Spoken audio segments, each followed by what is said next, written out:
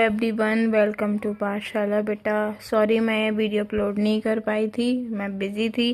ठीक है, तो हमने रेस्पिरेटरी ऑर्गन्स, इसका इंट्रो, रेस्पिरेटरी ऑर्गन्स और हमने ह्यूमन रेस्पिरेटरी सिस्टम हमने सारा कवर कर लिया था। ठीक है, उसके बाद हमने मैकेनिज्म क्या है ब्रीथिंग का वो भी हमने सारा कवर कर लिया था। ये डायग्राम्स वगैरह भी हमने समझ लिए थे। ठीक है, अब हम क्या पढ़ेंगे, रेस्पिरेटरी वॉल्यूम्स और कैपेसिटीज़ क्या होती है। अब बेटा पहले तुम एक मेरी बात सुनो। इंस्पायरेशन तुम्हें पता है कि O2 को इनहेल करना, एक्सपायरेशन पता है तुम्हें कि CO2 को एक्सहेल करना, मैंने तुम्हें बता दिया था। हम देखो कभी कभी हम फोर्सफुली सांस भी लेते हैं, तुमने योगा आसन वगैरह में देखा होगा। ठीक है, और फोर्सफुली हम बाहर भी CO2 छोड़ते हैं। ठीक है, और उसके बाद में हमारे जो लंग्स हैं, लोलाई हैं, उनमें हमारी एयर बचती है। ठीक है, अगर एयर नहीं बचेगी तो हमारे लंग्स कोलैप्स हो जाएंगे, जिनसे हमारी डेथ भी हो सकती है ना। तो अब इन्हीं चीज़ों को हम थोड़ा डिटेल में पढ़ेंगे कि हम इनको क्या कहते हैं और ये क्या होता है। सुनो, अब हम इसको कवर करते हैं, रेस्पिरेटरी वॉल्यूम्स और कैपेसिटी। अब देखो टाइडल वॉल्यूम है, इसको हम टीवी से भी रिप्रेजेंट करेंगे। तो वॉल्यूम ऑफ एयर इंस्पायर, ठीक है, जो वॉल्यूम हम अंदर इंस्पायर कर रहे हैं फिर एक्सपायर कर रहे हैं नॉर्मल रेस्पिरेशन के टाइम पे, जो हम नॉर्मल सांस ले रहे हैं। ठीक है, तो इसको हम टाइडल वॉल्यूम बोलेंगे। और ये कितनी होती है, अप्रोक्स 500 ml होती है। डेट इज क्या होता है कि हेल्दी मैन कैन इंस्पायर। ठीक है, तो हेल्दी मैन इंस्पायर एक्सपायर कर देता है। Expo approximately 6000 to 8000 ml of air पर मिनट।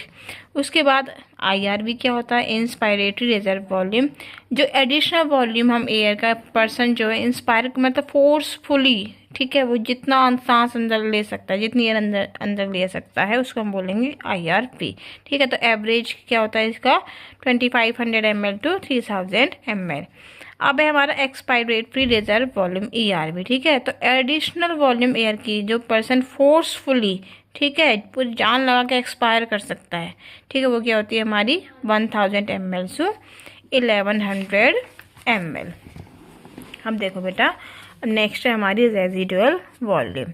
तो रेजिडुअल वॉल्यूम हमारी क्या, volume of air remaining in the lungs. ठीक है, जो हमारी चाहे हम फोर्सिबल जो हमने किया, फोर्सफुली एक्सपायरेशन जो हमने किया, उसके बाद भी हमारे जो लंग्स में एयर बचती है उसको हम क्या बोलेंगे, RV। ठीक है, ये एवरेज में क्या होता है 1100 ml से लेके 1200 ml तक। ठीक है, अब देखो बेटा, हम इनको कुछ ऐड करेंगे, कुछ करेंगे तो हमारी कुछ और कैलकुलेशन के बाद हमारी कुछ और ऐसी कैपेसिटीज़ वगैरह निकल के आती हैं। हमने वॉल्यूम पढ़ लिया, तो अब हम इनको भी आगे हम देखते हैं। अब ये सारी हमें मतलब हमारी अगर लंग से रिलेटेड है या फिर हमारे रेस्पिरेटरी से रिलेटेड हमें कोई डिजीज तो नहीं है, तो उनको चेक करने के लिए ये किया जाता है कि अब हमारा लंग्स वगैरह सब कुछ फंक्शन प्रॉपर कर रहा है या फिर नहीं कर रहा है। ठीक है, तो अब इनसे हम ऐड करेंगे इन रेस्पिरेटरी वॉल्यूम्स को बेटा। रेस्पिरेटरी वॉल्यूम्स अगर हम ऐड करेंगे तो क्या होता है कि कुछ पल्मोनरी कैपेसिटीज निकल के आती हैं। ठीक है, जो हमारी क्लिनिकल डायग्नोसिस में हेल्प करती हैं। तो हमारा पहला क्या है, IC इंस्पायरेटरी कैपेसिटी।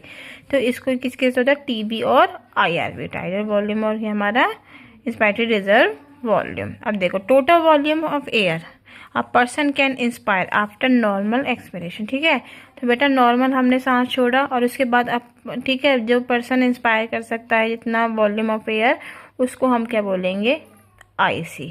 ठीक है, तो इसमें TB और IR भी दोनों होंगे। एक्सपायरेटरी कैपेसिटी बेटा क्या होती है, total volume of air person can expire. ठीक है, जब उसने नॉर्मल इंस्पायरेशन सांस अंदर नॉर्मली लिए, उसके बाद वो कितनी एक्सपायर कर सकता है, ये हमारी होगी EC। ठीक है, इसमें हमारा आता है TB और ERV।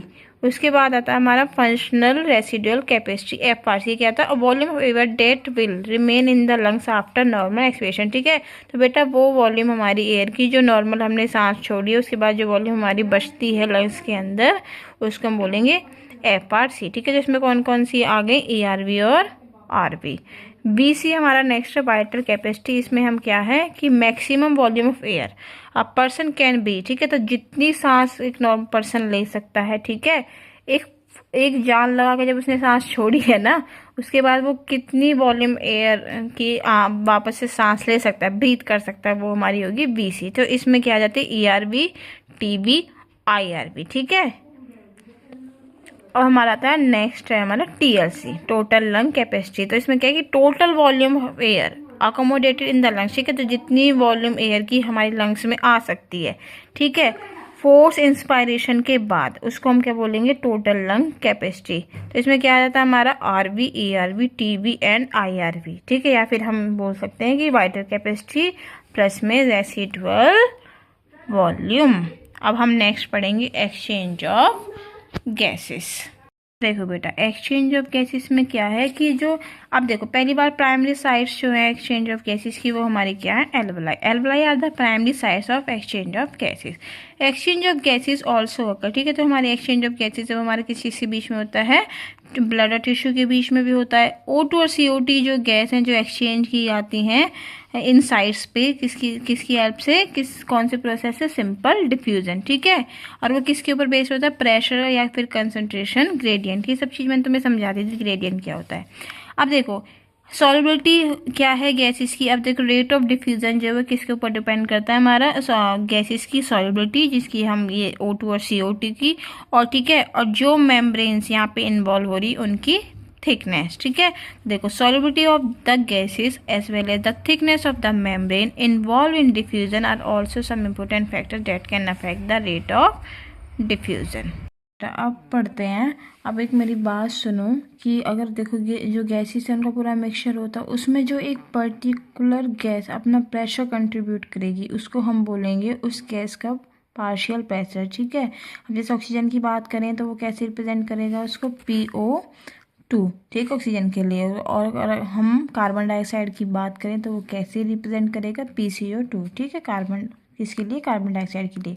देखो pressure contributed by an individual gas in a mixture of gases is called partial pressure and is represented as PO2 for oxygen and PCO2 for carbon dioxide. देखो पार्शियल प्रेशर इन दोनों gases का atmospheric और दोनों sides of diffusion में जो सारा का सारा मैं टेबल 17.1 में दे रखा है। यहाँ पे देखो रेस्पिरेटरी गैसेस क्या है हमारी, O2 और CO2 है।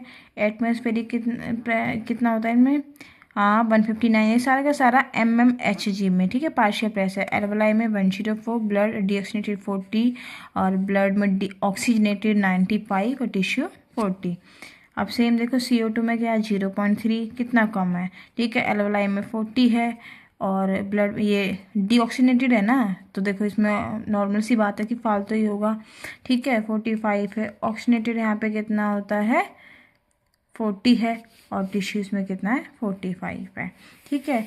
तो बेटा ये डाटा जो है हमें क्लियरली बता रहा है कि जो कंसंट्रेशन है, कंसंट्रेशन ग्रेडियंट है ऑक्सीजन का एल्वलाई से ब्लड और ब्लड से टिश्यू का, ठीक है, बता रहा है। और देखो सिमिलरली किसके लिए बता रहा है कि ग्रेडियंट प्रेजेंट है CO2 में, कहाँ पे, लेकिन वो क्या है अपोजिट डायरेक्शन में, जैसे टिश्यू से ब्लड और ब्लड से एल्वलाई, ठीक है। As the solubility of CO2 is 20 to 25 times higher than O2, ठीक है। जो बेटा जो सॉल्युबिलिटी पावर है जो है CO2 की वो 20 से 25 टाइम्स ज़्यादा है O2 से, ठीक है। तो इसका मतलब क्या है, the amount of CO2 that can diffuse,